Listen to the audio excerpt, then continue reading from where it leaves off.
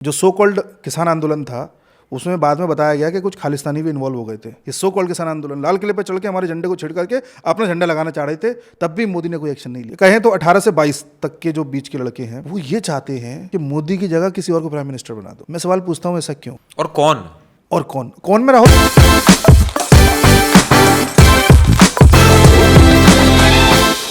भारत में डेमोक्रेसी के नाम पर जो पार्टीज तैयार हुई उसका क्या नुकसान हुआ? वो डीप स्टेट का एसेट बन गई। वो आपके देश में आंदोलन करा रही है, वो औरंगजेब का पक्ष ले रही है, वो खुलेआम बोल रही है कि हिंदुओं को जाति में रहना चाहिए। वो आपके पूरी दुनिया अंतरिक्ष में जाने की बात कर रही है, अपने अपने जो है मॉडर्नाइजेशन की बात कर रही है, आत्मनिर्भर होने की बात कर रही है। वो बात कर रहे हैं कि जातीय जनगणना करा दो।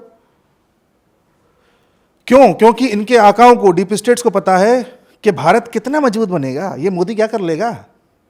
हमने इतने छेद कर रखे हैं भारत में कि किसी का भी यूज करके हम जब चाहें तब चीजें कर लेंगे। आप समझ रहे हैं? तो ये तख्ता पलट आप बता रहे होगा, वो तख्ता पलट वहां होता है जहां पर ये डेमोक्रेसी है। रशिया का यूएस क्यों नहीं बिगाड़ पाया कुछ? क्योंकि वो डेमोक्रेसी नहीं है। सो कॉल्ड डेमोक्रेसी है पर पुतिन ही रहता है वहां। हाँ वही रहता है, पता नहीं वैसा लगता है कि स्टार्टिंग से वही है। होना चाहिए वो। चाइना का देखो, चाइना दूसरे नंबर पे है वर्ल्ड इकोनॉमी में, मिलिट्री में भी अच्छा खासा है। चाइना को क्यों नहीं यूएस हिला पाता?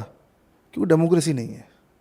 मैं ये नहीं कह रहा कि गद्दाफी भी जहाँ पे था वहाँ डेमोक्रेसी नहीं थी ना? नहीं, वहां पर ऑटोक्रेसी पलट हो गया था। वहां तख्ता पलट हो गया था, हुआ डेमोक्रेसी के नाम पे था। यूएस ने क्या के नाम पे हुआ था। और वो भी अपना जिसको फांसी दी गई थी, नाम भूल रहा हूँ।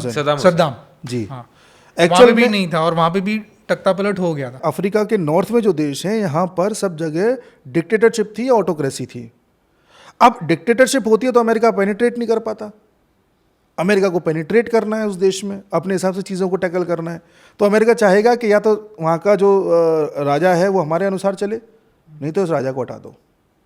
आप जानकर हैरान होंगे, मैं क्लास लेता हूँ, जब क्लास में डिस्कशंस होते हैं तो मैं अपना सब्जेक्ट डिस्कस कर रहा होता हूँ तो लड़के लोग पूछते हैं, अधिकतर 20-22 ये कहें तो 18 से 22 तक के जो बीच के लड़के हैं वो ये चाहते हैं कि मोदी की जगह किसी और को प्राइम मिनिस्टर बना दो।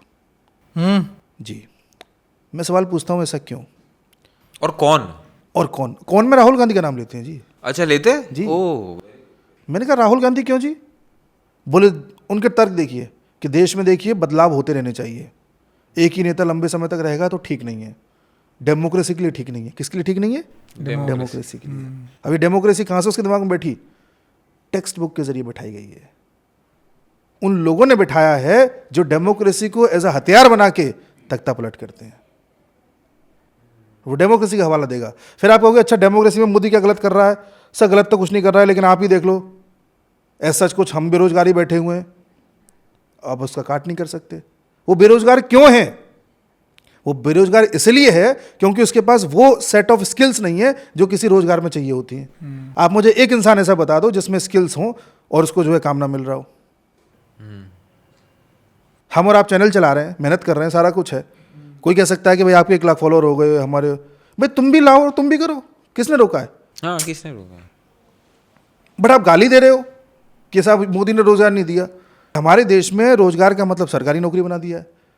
ये भी सेट किया गया है। ये जो भी वर्ड्स हम यूज करते हैं ना डेली, ये सब हमारे दिमाग में डाले गए हैं। रोजगार मीन सरकारी नौकरी। क्यों भाई? एक आदमी बिजनेस चला रहा है, अपना शोरूम खोल के बैठा हो, रोजगार नहीं कर रहा है वो अपना। सरकार, केंद्र सरकार, राज्य सरकार इस देश के सभी युवाओं को नौकरी नहीं दे सकती। आपको खुद अपने नौकरी के लिए काम करना होगा, स्किल्स अर्जित करने होंगे। वो लड़का जो मुझसे सवाल पूछ रहा है कि रोजगार नहीं मिला, मैं उससे अगर काउंटर क्वेश्चन कर लूँ कि अच्छा ये बता तूने आज तक जो जो किताबें पढ़ी हैं तेरे को सब कुछ अच्छे से आता है? नहीं बता पाएगा। बट उसे चाहिए मोदी से। और जब इस तरह के इमोशंस क्रिएट हो रहे होते हैं तो उनको और ज़्यादा हवा देने का काम करते हैं वो यूट्यूबर्स, जिस तरह के वीडियो बनाते हैं सोशल मीडिया वाले। और जब भी अच्छा खासा चंक तैयार हो जाता है तो इसमें अपने कुछ लोगों को इंजेक्ट करवाया जाता है ग्रुप्स के जरिए, एनजीओज के जरिए, उनसे फिर आंदोलन होता है। जैसे फ़र्ज़ कीजिए जो सो कॉल्ड किसान आंदोलन था उसमें बाद में बताया गया कि कुछ खालिस्तानी भी इन्वॉल्व हो गए थे। खालिस्तानी कौन है? जो खालिस्तान की मांग कर रहे हैं। ऐसे ग्रुप्स जो खालिस्तान की मांग कर रहे हैं, फंडिंग आती है बाहर से, एनजीओज के जरिए आती है। किसी एक एनजीओ से बोल दिया कि हाँ भाई तुम्हारे कॉन्टैक्ट में जितने भी खालिस्तानी हैं उनको उस आंदोलन में डाल दो। आंदोलन में मान लो 500 लोग थे, उसमें 50 खालिस्तानी आ गए।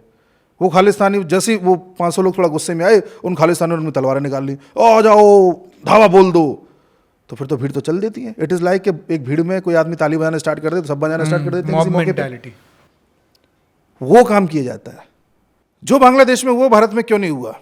2021 में जब पहला आंदोलन हुआ था, लाल किले पे चढ़ गए थे 21 में, आपको याद है? यस। ये सो कॉल्ड किसान आंदोलन, लाल किले पे चढ़ के हमारे झंडे को छेड़ करके अपना झंडा लगाना चाह रहे थे, तब भी मोदी ने कोई एक्शन नहीं लिया। इतनी बड़ी घटना हो गई थी, और मोदी के समर्थक मोदी को गाली दे रहे थे कि क्यों नहीं लिया। उस दिन अगर मोदी की पुलिस स्टेप ले ली थी ना, तो खेल हो जाता। बांग्लादेश में शेख हसीना ने यही गलती कर दी। इन्होंने जानबूझ करके इतना बड़ा खेल किया था कि तुम कब तक हम पर गोलियां लाठी नहीं बरसाओगे, लो हम तुम्हारे लाल किले पे चढ़ गए। वो तो उनका बस नहीं चला, पार्लियामेंट में घुस जाते वो। पुलिस वालों को भी मारा था उस टाइम पे जब They- लाल किले पे they- चढ़े। they पर क्यों wanted नहीं to एक्शन trigger. लिया? मतलब क्या था उसके पीछे का प्लान? प्लान ये था कि ये लोग ये चाहते थे कि कैसे भी पुलिस की एक लाठी से हमारा कोई एक सो कॉल्ड किसान मर जाए या घायल हो जाए, फिर हम उसका बहाना बना करके एक साथ सरकार की पूरी फोर्स पर टूट पड़ेंगे और उथल पुथल मचा देंगे। वो ये चाहते थे वो। अब मीडिया को देखो, किसान आंदोलन पार्ट 2 हुआ था, उसमें एक व्यक्ति एक्सीडेंटली यस, ट्रैक्टर। ट्रैक्टर से आकर के मर गया था, और वो भी वो स्टंट कर रहा था वहाँ। स्टंट कर रहा था। राजदीप सरदेसाई, इंडिया टुडे के पत्रकार, उन्होंने तुरंत ट्वीट किया कि पुलिस की लाठी चार्ज में एक युवक की मौत। उसने वेरीफाई भी नहीं किया, खबर आने की इंतजार भी नहीं किया, तुरंत ट्वीट कर दिया कि भाई लाठी चार्ज में मारा गया। ये शायद गोली से मारा गया, लेकिन पुलिस को जिम्मेदार ठहराया था। तुरंत वेरीफाई हुआ, सब कुछ हुआ, तो पता चला उसे कि भाई ये तो अपने आप ही मारा, एक्सीडेंटली मौत हुई है। तो फिर उसने बाद में माफ़ीनामा लिखा और फिर बाद में 15 दिन के लिए सस्पेंड भी रहा, वो एक अलग बात है। बट फ़र्ज़ कीजिए कि उसकी उस ट्वीट को देख करके बाकी किसान भड़क जाते और टूट पड़ते पुलिस पर, तो जिम्मेदार कौन होता? तो आप पूछ रहे हैं ना चीज़ें होती कैसे हैं? चीज़ें ऐसे होती हैं।